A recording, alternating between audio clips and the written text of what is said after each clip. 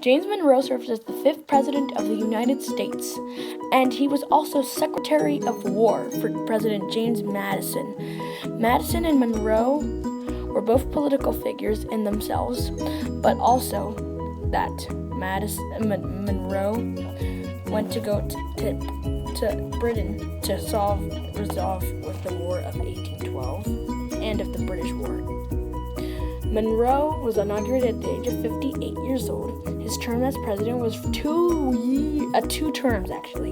And from 1817 to 1825, his party was Democratic Republican, and his vice president was Daniel D. Tompkins. Monroe had many challenges that he had not known that were coming on his way, and this was the person that had to deal with them: the Missouri Compromise and the Monroe Doctrine. Monroe struggled a lot, but accomplished a great good out of it. Even in West Africa, they named something called Monrovia after his last name and the efforts of stopping slavery in the area of the United States from Africa. The Monroe Doctrine really shined his presidency very well, as you can tell. The Monroe Doctrine was an American diplomat decision which influenced the world and the way it developed to the present day. It was a policy eliminated by President James Monroe, which aimed at the European expansion into Western Hemisphere. Monroe proclaimed that the American continents to be the free and independent conditions which they have assumed, and maintaining and forcing not be considered as a subject for future continental and any reasons of the power of the United States.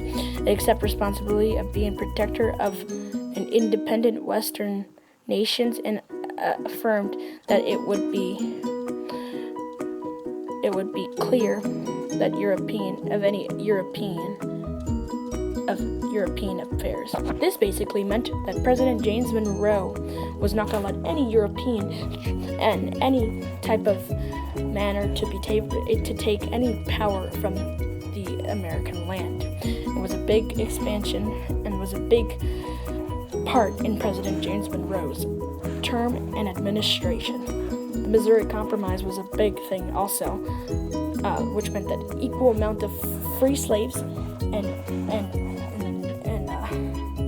free states and slave states and be enforced by any other slave states. 5 more unions joined the Union, and James Monroe was the last president to die on the 4th of July of 1831. Please subscribe.